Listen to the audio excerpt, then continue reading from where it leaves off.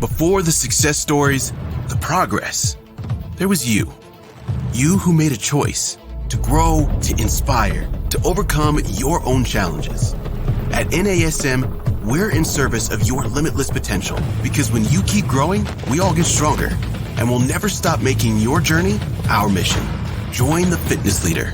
Become a fitness leader. Become a certified personal trainer. You're listening to the Peak Physique Podcast with Andre Adams on the NASM Podcast Network.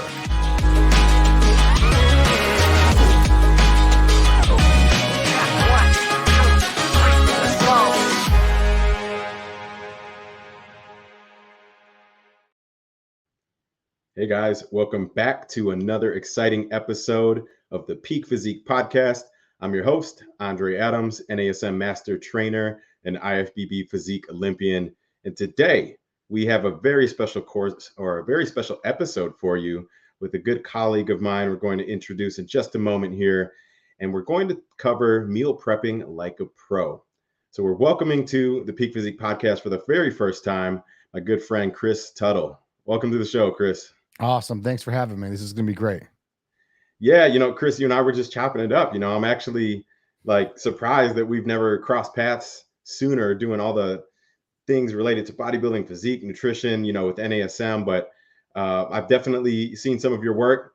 Also a big fan. And I think if I remember correctly too, you recently did some work on a posing course as well, which is pretty cool. That's something that's definitely been a big part of, my focus over the last few years as well. Yes. It was really funny as I turned 40 last year, May, and I was getting in shape just for my last hoorah of being anyone of a bodybuilder before I completely change my fitness goals and my whole lifestyle, so to speak. And I'm like, you know what? I'm going to get in real good shape. And I got in real good shape. And then one of my clients kept kind of hitting a pose incorrectly. So I made a simple video of leg positioning and a side tricep. And then I posted that video and I also gave it to my client. And then the video went viral, went crazy. It was like 30,000 likes, all these. Do you have any more video clips? Do you have any more video clips of just posing tips like that? So I'm like, oh, maybe I'll make some more posing tips as I started to progress and get leaner. And then I did that. And people were like, can I hire you for coaching for posing? I'm like, I don't really do that, nor do I have the time for that. So I decided to create a posing module. And then obviously I got myself near contest prep shape and then did like a 4-hour module of every single pose from the ground up and every detail. And then that way somebody could purchase it and keep it for themselves and be able to reference it over time. And that's what I did. And that was it. It was all by accident. It was one of those things where, you do something and there's a niche, people request it. I'm like, well, instead of making all these videos, because personally, I'm not a big Instagram guy. I don't like it. I don't like the self-promotion. It's just not me, I rather just deal with my clients one-on-one. I'll post something every once in a while that I think might be helpful. So people were requesting do this every time. You should do this 4 times per week. I'm like, no time for that. So I'll just make one module, then they can have it if they want it. And then that's that story. Yeah, no, it's crazy when you think about once you find that sweet spot, right? And there's demand in something, whether it's nutrition, online coaching, posing, you do start to run into that issue where it's like, all right, I've got a finite amount of hours and time that I can actually train people. No different than personal training people, right? Time for money. So it's excellent that you were already thinking down that path of, all right, let's do something that's a little bit more scalable where I can reach people, just invest the time up front, right? And do the modules. So those tend to work really well. We've done similar things that, have helped us also reach more people. Definitely the way to go in today's day and age for sure. It is, but it's hard to, I'm a simple kind of guy. You do contest prep. So it's I like dealing with my clients one-on-one. I'm not very passionate about the whole Instagram thing or the social media thing. So whenever I post it, I just post it because I have it, but having to regularly post, it's not individualized enough for me. And that's what I enjoy the most with my clients. Right. Just getting that, more one-on-one where it's very hyper specific to their physique, their goals, et cetera. So 100%. Yeah. Well, good stuff. And Chris, for a lot of the people that maybe don't follow you yet, let's tell them a little about your background, right? So you're an RD, registered dietitian. Tell us about, how you got started down that path. And, obviously very synergistic with what we do here in bodybuilding. So when you're able to marry those two concepts together, you can get some really fascinating results. But let's talk about that for a moment. Some of your nutrition background and what led you down that path initially. Yeah, I mean, it's a big story, but I'll really condense it. There's some big key points in my life that kind of led me in the direction I am now. And the first one was I was diagnosed with hypoglycemia when I was a kid, around 6, 7 years old. I also raced motocross.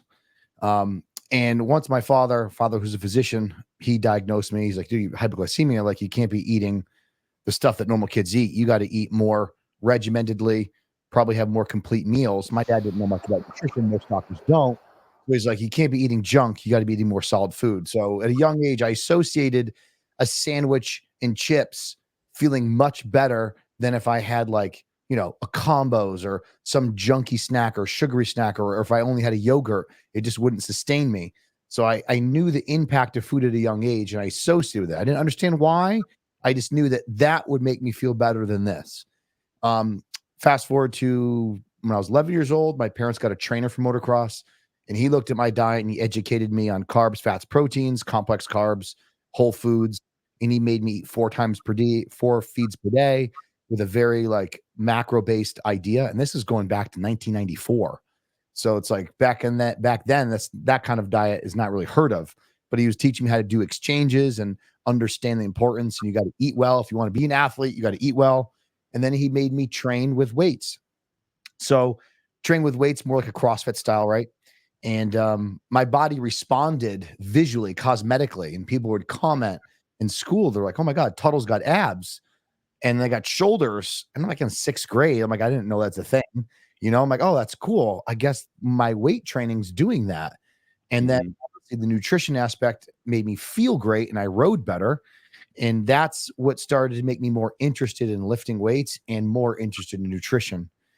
I never wanted to go to school for nutrition at that time. I just wanted to race motocross and be the best I could be at that. And coincidentally, I turned professional when I was in 2004 in motocross. And I really took nutrition to the next level because of racing. And of course, keep my body fat down and fuel. But I also always wanted to bodybuild, and bodybuilding and motocross don't go together at all. It's like being a sumo wrestler and trying to run a fastest marathon. This doesn't work, right? And I went and decided I wanted to go to school to be a dietitian after I finished racing motocross, and I'm going to go start bodybuilding right away. It was like I always wanted to bodybuild. I can't be breaking bones and one bone every year in my 20s, so I got to stop that.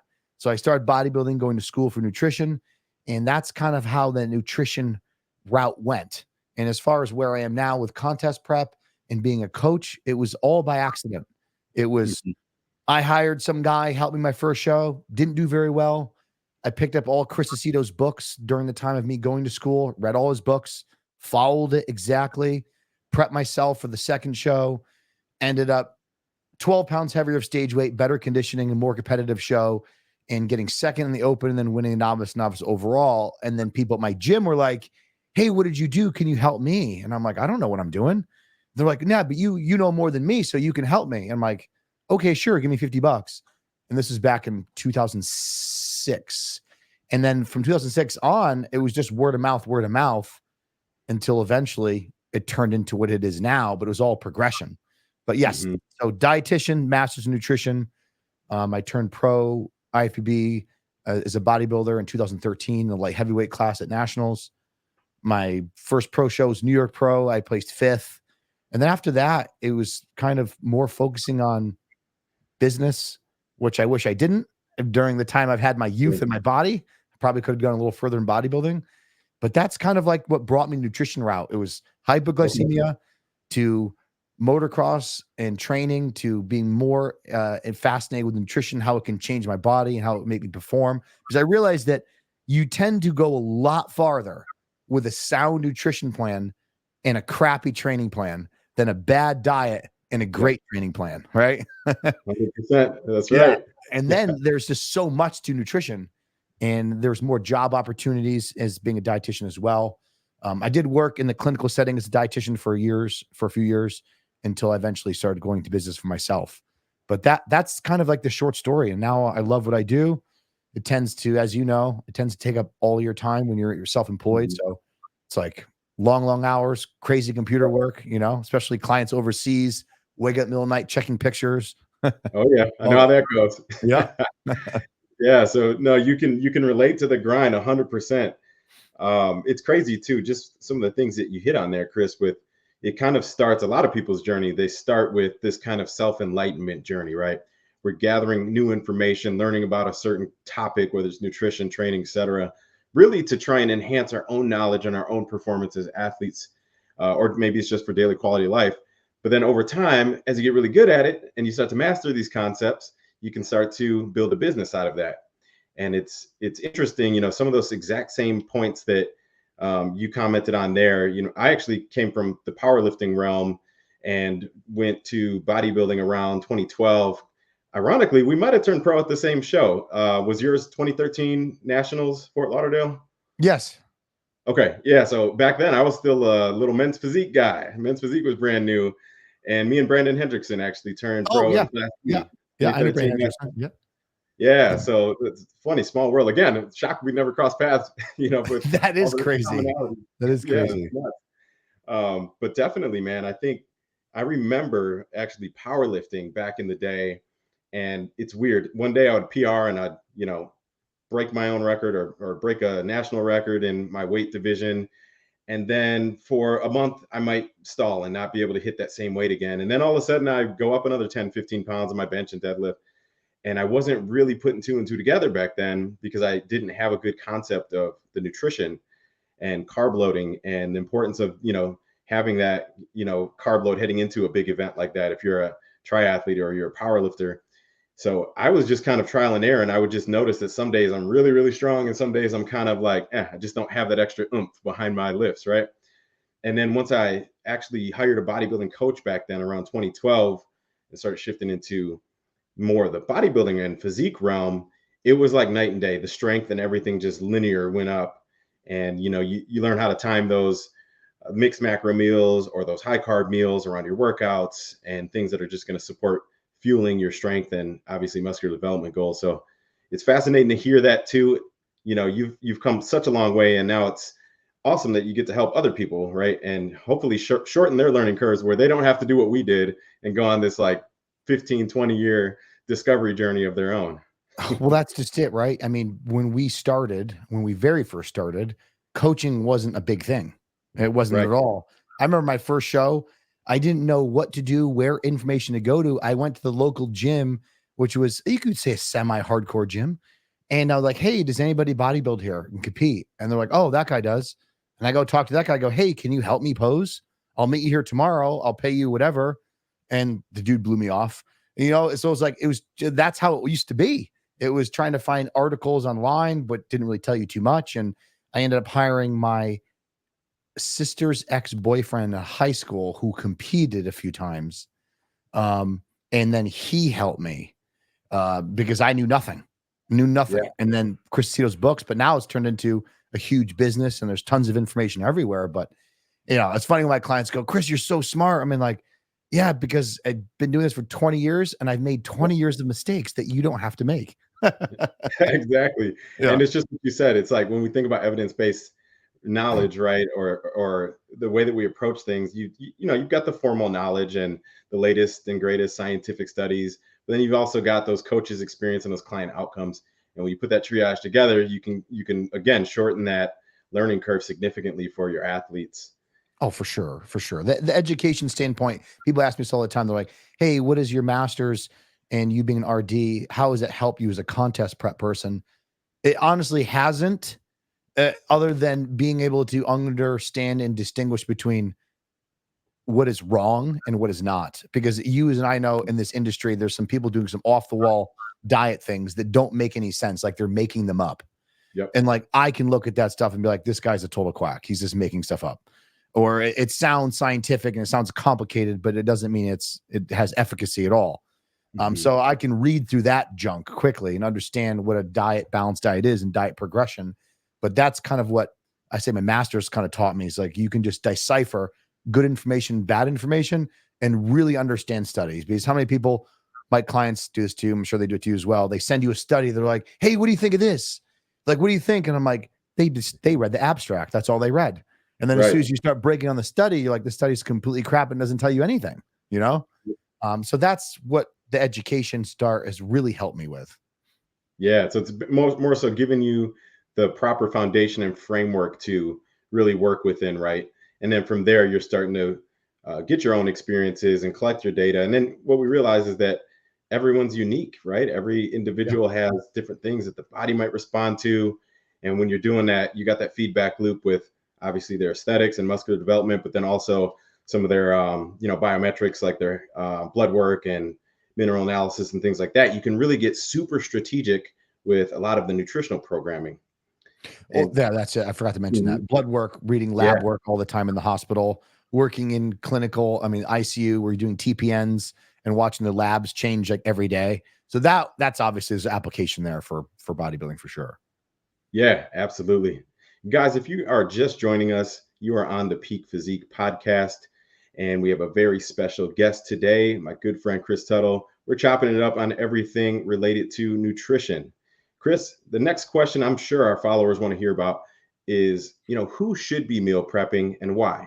And I wouldn't necessarily like limit it to just bodybuilders either, just in general, who can benefit from meal prepping? Everybody should be meal prepping to some extent. Meal prep is an intimidating word for a lot of people because people will automatically go, oh, I got to cook all day on Sunday or half the day on Sunday and prepare all my meals in all these Tupperware containers and then have to eat them through the whole week. And they think it's this like very extravagant, time consuming thing where it does not have to be. Right away, most people make bad choices with nutrition, and we're talking general population, is because they're at a situation where they're hungry and they don't have access to the food that they should be eating, and they have access only to what is available. And in most cases, people may not make the best choice that is available. They'll make the best choice what makes them the most satisfied or the best bang for their buck with what is available. So food preparation for anybody is going to go a long way with 1, saving money, 2, balancing calories, maintaining your weight, 3, health, and obviously 4, if you're any type of athlete or even weekend warrior, it's going to help your performance. Not to mention, I think that meal preparation in general, 90% of the time helps you balance those calories. So when it actually is time to eat off plan for a special event on a weekend with family, something cool, then that would be more warranted for something off plan that you might not need to meal prep for and you can enjoy. Wasting the extra calories on some bad food, or I don't want to say bad food, but food that probably should be limited in the middle of the week because you're unprepared, to me is just not, it should happen. So that's why, even me now, not bodybuilding, I still food prep all the time.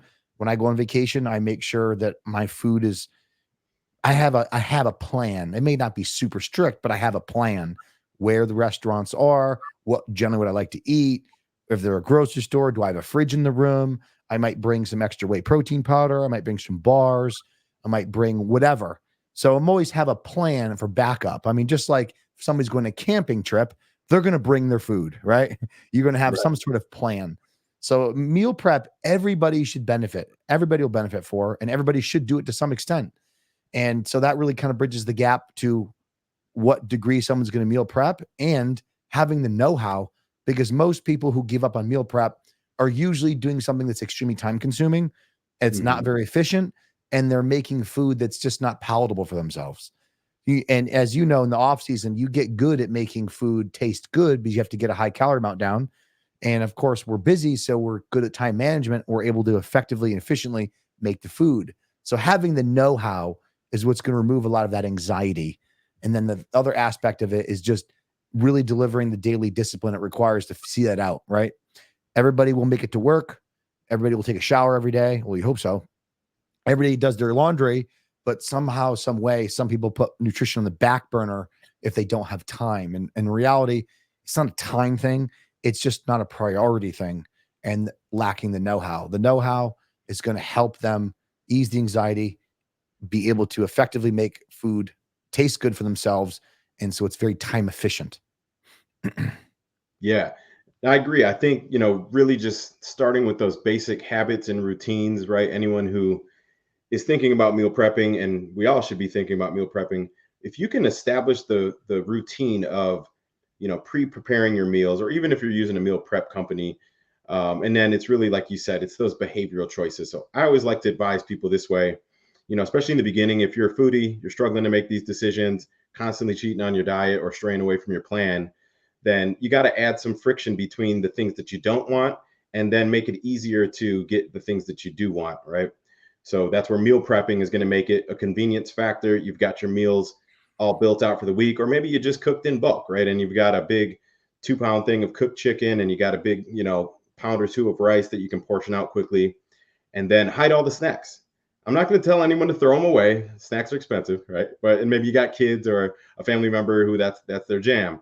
But if you can put those in a place that's not convenient and it's difficult to get to, those things do add up over time, right? So I think just starting with basic habits, routines, and sticking to those. And then, like you said, as you get more experience and advanced with your meal prep, then you start to optimize exactly what you're eating every meal. Making sure that you're still hitting your every 2 to 3 or 4 hours, you're getting that constant source of protein, and, just adhering to some sort of general plan. And then, Chris, you hit a good point there too, with thinking about when you do stray off plan, so I think people struggle with this mentally, right? That one meal that maybe was unplanned, maybe you forgot your meal prep, or, your coworkers took you out for lunch. Sometimes that'll just have a snowball effect, right? And it's a few bad decisions that leads into a cheat meal and turns it into a cheat day or a cheat week. Any advice for people on that side, right? Just with their general decision making and how they can kind of rebound from a bad decision or a bad day. Yeah, a lot of times that comes from their perspective of food, their relationship with food. When they enter a program, they're like, I'm going to be 100%, I'm going to be very extreme. And that's what gives them that motivation, because they're looking for those results. And when they see that they're not 100%, it kind of blows the wind out of their sail. Like, oh, I messed up. This is not going to work. Well, if I messed up, I'll just start on Monday and then finish off this plate and finish off more, etc. And that's what you don't want. You don't want to have the feeling of being restricted on a plan. And a lot of times, unfortunately, that becomes down to the perspective of that person, how that person's viewing food. It's also matters on the variety of that person's diet. Are they enjoying that food? Or enjoying their meal plan, that is.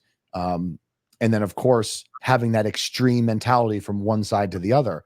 If you fall off your plan or you go out eat, then that's fine. You just get right back where you were. There shouldn't be any negative association of feelings from that, because that's really going to trigger that binge eating cycle and really deteriorate your relationship with food even more and more over time. That's what you don't want. I always tell my clients, like, that's the analogy of you're trying to save money and your lawnmower breaks and you have to buy a new lawnmower. And you're like, oh man, I just spent $600. I saved 2,000. I'm not gonna hit my goal. Screw it. I'm just going to spend the rest of the money. It doesn't make any sense. As soon as people look at it like that, they're like, oh, I didn't look like that. I'm like, that's exactly what you're doing, right? You're making good progress. And all of a sudden, just because you might have a little wacky weight at the end of the week because of, a mishap in the weekend, doesn't mean you throw away the last 3 weeks, the last 2 weeks. You just get right back on plan. But I really train my clients to remove that negative emotional response to food. Like, it's not a big deal. It's okay. If you feel bingy and you go crazy, we'll have to address why you feel that way and what we can do to prevent that, so you're able to enjoy food off plan without having it give you that trigger. But it's, that's a tough one. That a lot of people are in that cycle, unfortunately. Yeah, it is a tough one for sure. And I think, like you said, if you struggle to begin with maybe some eating disorders, or just, you start to beat yourself up because you had an off day or you missed a few meals, that's where it can become, more of a progressive issue. But also coaching can help, right? You've got your accountability. That's why we do weekly check-ins, and you want to be as honest and transparent with your coaches as possible, because they're there to help navigate you through those, right? So definitely have those accountability partners. Don't beat yourself up. And you know what? Tomorrow's a fresh day. You start right back on track. And for me, if I know I had a bad day or a bad couple days, which is rare, but it happens, in my head, I'm like, all right, I'm going to go 110% strict right? Because for me, it's like the discipline and sustainability and adherence. We know that when we nail the plan, we're going to see some results. And if you're off plan, you're probably not going to get the result that you're expecting. So definitely some good stuff there. Another thing I want to maybe leave our audience with to make sure we cram all this in is some top tips that maybe you and I have from a combination of both experience and things that we've formally learned, but things that can help them just kind of level up their entire meal prep process. And I've got a few bullet points, so I'll throw a couple out there and then we'll, have some open dialogue and feedback on it. One of them, before I forget, is I know I touched on meal prep companies. And Chris, what are your thoughts on meal prep companies? And this is an interesting one, right? When you and I turned pro in 2013, there weren't many. There were a handful. Yeah, there's like so saturated. Yeah. But they can be good though. If you find a good one that actually has clean and clean macros, but then also it's prepared the way that we would need for contest prep, right? We can't have oils and unknown things and too many additives and stuff like this. But what's been your experience using meal prep companies versus prepping it yourself? Well, I'll answer this in two ways. For a non-contest prep, it's very, very good. It's very easy. I have a lot of clients in cities who generally are very busy. They don't have a full kitchen in their little studio apartment. So doing the meal prep service ends up being ideal for them because they can make their breakfast and then the 3 meals in the day, they're all meal prep service and it gets delivered. It's a little costly, but it's works for them. For contest prep, I don't allow it. As far as like completely built meals, I will allow bulk order meats and then they can make their own starches and add their own vegetables and then adjust the fat. But I have no problem people buying bulk meats because as you know, in contest prep, things change so often. So instead of them ordering, 40 meals and then like halfway through the week, we're like, all right, we got to drop carbs for 2 days. And then they're in their Tupperware container, unmeasuring, subtracting out the rice. I just don't want them to do that. Not to mention rice that's been cooked after 4 days, not the most appealing, doesn't taste the best. So that's how I view food prep services. But at the end of the day, it's what works for that person. If it's working, it's working and they don't mind eating it that way. But that's just how I advise my contest prep clients versus my non-contest prep clients. Yeah, so that's a good point though, right? If there's certain considerations that help with plan adherence and keep it more sustainable and to their liking, sometimes you got to do what works for the individual. But I think, on average as a whole, I would agree with that too, right? You want to control the variables. So if you are having an entire meal that's completely built out, now that can work, right? If you're doing maybe like weekly orders, but if you're ordering in bulk for 2-3 weeks ahead, that can be an issue for sure. We change macros and refine things so frequently, and especially as you're getting deeper and deeper into prep. But there are some good ones out there that can do the cooked bulk proteins. That's usually not an issue. And then you touched on something else there too, with just food sitting in the refrigerator. Some of the things that I've come across over the past few years have been, in an ideal world, right? If you can cook fresh, again, to your point, this isn't always possible or practical with busy lifestyles and things like that. But, when you can cook fresh, I've noticed that our clients tend to get better results, especially if they have GI sensitivities or histamine intolerances where their proteins are sitting in the fridge 2, 3, 4 days. This can really cause some flare-ups. So some of the things that have helped us navigate those issues have definitely been prepping fresh, even if it's, that morning you're going to cook all your meals for the day. And then you could also cook for a few days, but then flash freeze those so that they're not just sitting in the refrigerator over the next 3 to 4 days. So something to consider if you are having some chronic, histamine intolerance, GI sensitivities, that could be a potential contributor. I know some people are really granular too. Like they're really, hey, it's got to be BPA free plastic. I don't want to sit in Tupperware. I don't want to reheat it in Tupperware. So these are real things that can affect certain individuals. Personally, I've never had an issue with my specific body, regardless of how I store them. But I do frequently get that feedback and input from some of our clients. Yeah, it's an option. It's not for everybody. Just like most diet plans, like we always get the discussion. Oh, fad diets. This fad diet's the best. This one's the best. This one made me lose weight. This one didn't. They all work by calorie deficit, right? So when we discuss meal prep tips, these tips may not apply for everybody, but they're all options that everyone needs to hear so they can find that right fit for them. Exactly.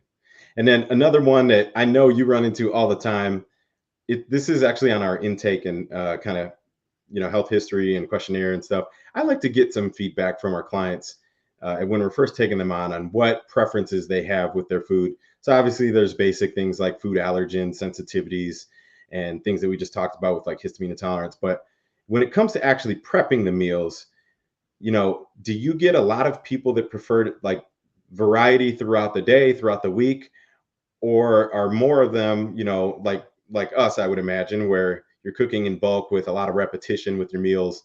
I mean, me personally, my meals don't change 7 days a week in terms of, if I'm eating meal one is oats, egg whites, and let's say some MCT oil and maybe some spinach, right? Meal two is chicken, rice, and some asparagus. The volumes and the quantities definitely change, but the types of food, I like to cook in bulk where I can just eat that same meal a couple times in a row. I'm a huge advocate of pushing for the greatest variety of food in the diet as possible, just to prevent any type of issues with the GI down the road of starving out the gut microbiome. But I do that by really understanding and explaining to them that a variety of fruits, a variety of vegetables is your number one focus on creating a variety. And you're in the off season. If it's about overall calories, obviously the overall calories are mainly going to come from rice products, not your prebiotic rich foods.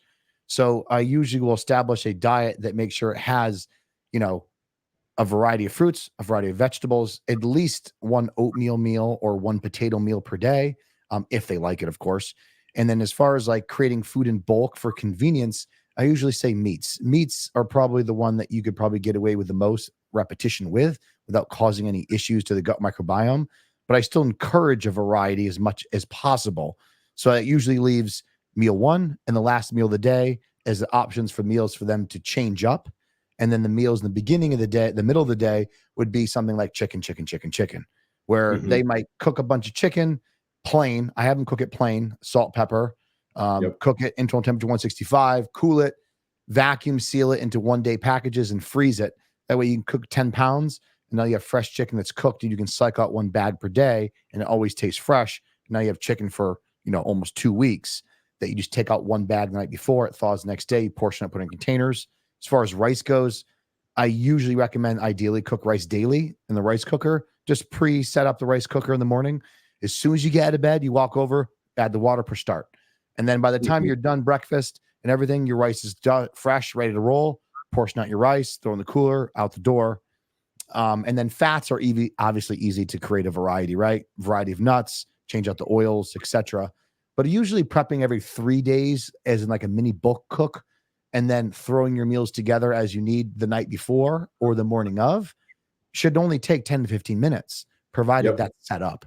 And then as far as variety of vegetables, I always tell them, listen, the easiest way to go is to buy frozen and buy like frozen asparagus, frozen broccoli, frozen green beans, maybe a vegetable medley.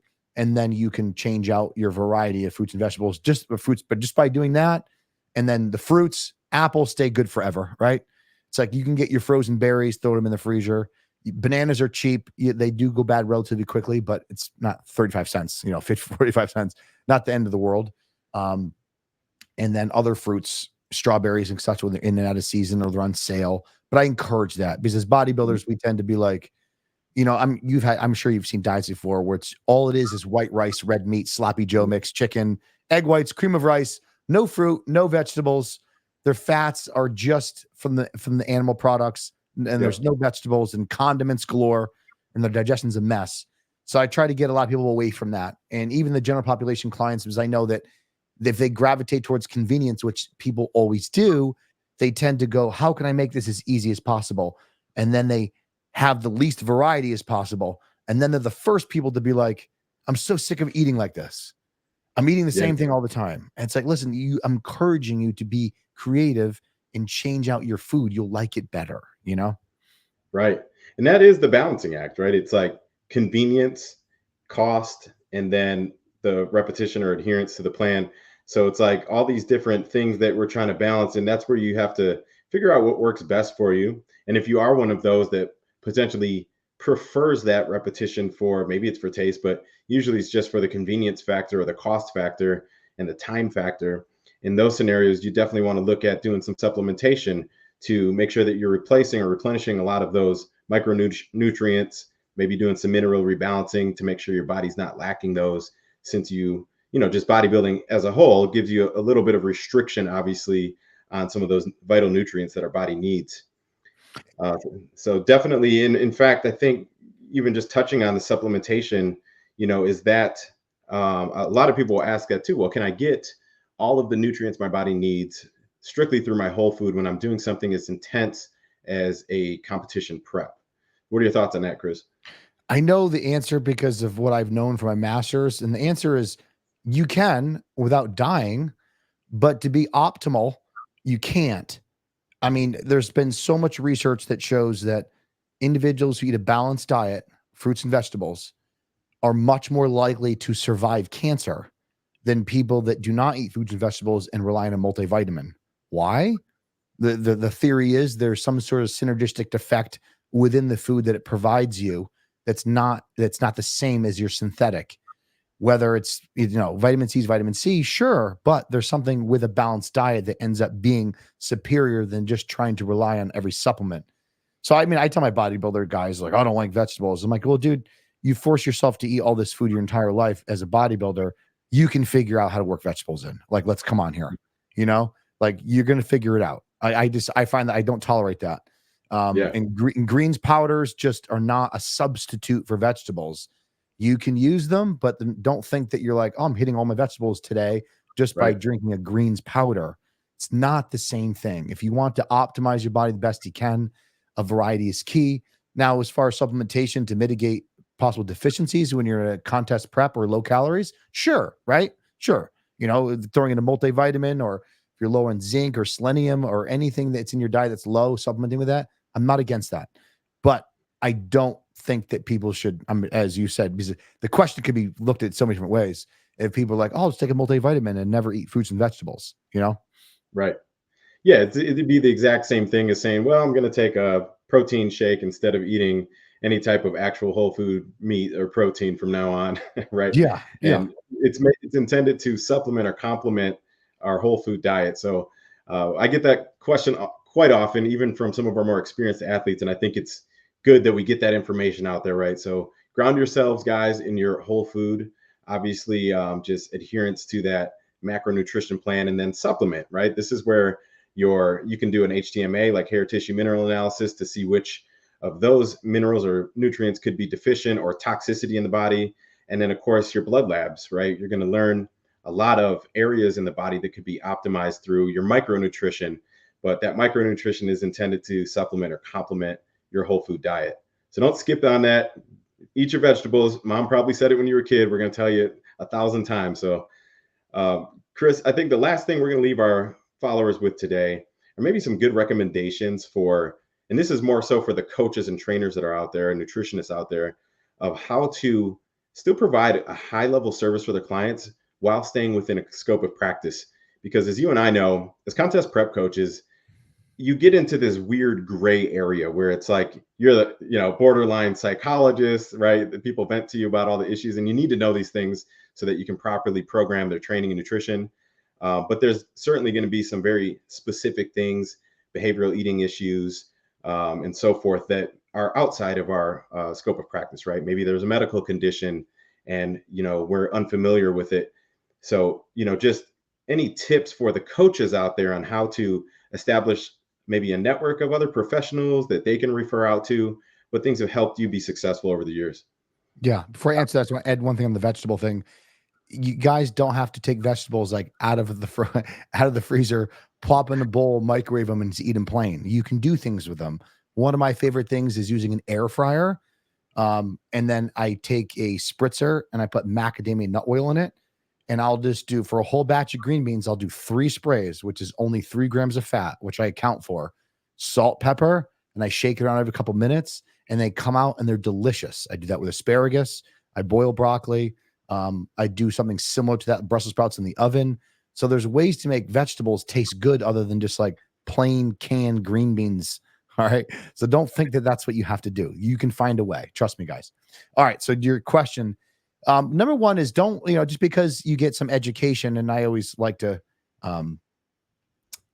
express this to people, is the second you get some education, you understand you have knowledge, and that knowledge feels like power. And you get that little, what is that? The Thomas Kruger effect. Am I saying that right? The Kruger effect? Yeah. Dunning-Kruger effect, where Yep. you think you might know more than you do. You got to be grounded and understand that some things you just don't know, and that's okay. You will find out for them, or you will direct them where they need to be. So if somebody comes to you and they have a situation nutritionally or GI wise where you really can't understand there could potentially be a problem here, then it's very advised for them to go see their physician and follow up with some of the signs and symptoms they're seeing. Or as he just said, build a network of people that you can send them to. As a dietitian, there's a lot of things that I understand, but even though I know what's going on, I will still tell them, hey, you need to go see your doctor and make them aware of this, especially with lab work, right? I mean, lab work does have a lot of nutritional indications, but there's a lot in the lab work that does not. And if something looking really weird, then you need to be like, hey, you need to take this lab work, go to your doctor and explain to him what you're doing so you can get the straightened out in the bottom of it. I mean, knock on wood, all the years I've been coaching people, I haven't had any issue. I had a potential rhabdomyolysis once, and then we caught it in time, and he went to the doctor after he told me the signs and symptoms, because I kind of understood that. I'm like, dude, you need to stop training right now. Go to the ER, go get checked out. And his CPK was way high. Yep. And he stopped, but he was fine. He didn't need to get IV fluids. He wasn't in acute renal failure or anything like that. So he worked it. And then one guy, older client, not a bodybuilder, was having signs of a heart attack. Long story short, it was just anxiety, but you need to go to the doctor, right? Yep. But you always got to do things like that. And the other is eating disorders. Eating disorders, depending on the severity, because we can say that bodybuilders have eating disorders, right? But if someone's got bulimia or someone's got some severe binge eating disorder, they need to see somebody in person. They need somebody to help them with the nutrition, but most aspect, their perspective and their mind, because that ends up being more in the mind than it is the actual nutrition plan. Because you guys as coaches will get a large number of disordered eating clients that are going to you to feed their eating disorder, because they're like, well, if I'm not being anorexic, I will use this coach to be strict with my diet and bring my body weight down so my family will stay off of me. So I have gotten that before. And I'm like, listen, I can't help you. You need somebody else in that. And that's a very delicate situation with eating disorders. I mean, helping somebody with a little bit of binge eating disorder that they got after a contest, that's fine. We can do that. But if this is something that's very severe, you guys got to understand the severity of it, right? Binge eating after, not binge eating your entire life, and then after contest prep, you're binge eating for a couple of weeks and you can't stop. Much different than having a legit binge eating disorder from when you're a teenager onward. Right. Exactly. And the takeaway there for you guys is really don't attempt to diagnose or treat some of those super specific issues, be it eating disorder related or medical related. Use some common sense, but you should still continue with your own education so that you're well versed in these things to understand what's going on. And these are things, once you build that network up, if you guys follow the Peak Physique podcast, we've recently had some of my partners on, like Drew Velasco, right? Triple board certified APRN. And then we've got Dr. Indy Vasquez also, who does a lot of the HTMA testing and nutritional or mineral rebalancing for our athletes. We work hand in hand with those care providers, and collectively, we come up with care plans for each of our clients and athletes that, kind of check the box in every one of those areas. So everyone's got their own expertise. We're not going to, there should never as a coach be like ego involved where, you're not allowing them or recommending them to go seek medical advice and you're trying to diagnose or treat those things. So just good practice for you guys that are out there. And if you're not aware, right, we've got the Meal Prep Made Easy course. Chris, anything you want to leave our audience with to, just give them like a high level overview of the course, and then we'll, talk about where they can find that online. Yeah, the course is basically everything I've learned myself over the years of meal preparation from when I first started in 2003, meal prepping. to meal prepping with motocross, to meal prepping with bodybuilding, to travel, to meal prepping from my college years, to my master's, to my internship, to meal prepping for the ICU, to meal prepping traveling to Germany and other countries. I've figured out a way to make it work in every situation I've ever been in. I've made it work. So when people say they can't make it work, it's because either they don't know how or they don't want to and they're not willing, which is fine. But this program gives you all the information on the know-how and the easiest ways to do things. And of course, all the mistakes that I've made over the last 20 years with food preparation, whether it's food spoiling or how to make things taste a little better, how to cook things more efficiently and quickly, and give you the more options. Because at the end of the day, meal preparation anxiety is really just from not knowing and understanding what to do, how to do it, and be time efficient with it. And then, of course, once you have that information, then you can individualize that to yourself. Yeah, I love it. So guys, make sure you check out that new course. I'm excited to take that one. I am a lifelong learner. Like I'm always looking forward to new stuff or seeing things through maybe a different lens than what I'm accustomed to. And that's how you really get more well-versed and well-rounded, right? It's just always making time to sharpen the saw and continue learning. So guys, we are out of time for today. Chris, I want to thank you so much for joining and chopping it up with us on everything nutrition. Let our followers know where they can find you online. My website's TuttleNutrition.com. You can find me at ChrisTuttle.rd on Instagram and Tuttle Nutrition on Instagram as well as my business page. I will be honest, I'm not super active on Instagram as much as I used to be because I'm so just hyper focused on the clients that I have and putting all my effort and my energy into them. I used to always scratch my head when people be like, my coach doesn't respond to me, but he posts like 5 times a day. It's like spending all that time on Instagram, but not enough time answering client emails, So that's me. Well, good stuff, Chris. Hey, I hope that in the near future, you and I will have to link up in person and do some work. Maybe it'll be some nutrition stuff. Maybe it'll be some posing videos. Who knows what's to come, but always Absolutely. A pleasure. Look forward to connecting with you again soon. And for you guys that tuned in today, thank you as always. We appreciate the support. If you're enjoying the Peak Physique podcast, I encourage you guys to please share with at least one friend. Let them know. Let them know this is your favorite show. All right, guys, we are signing off. We'll see you back next time.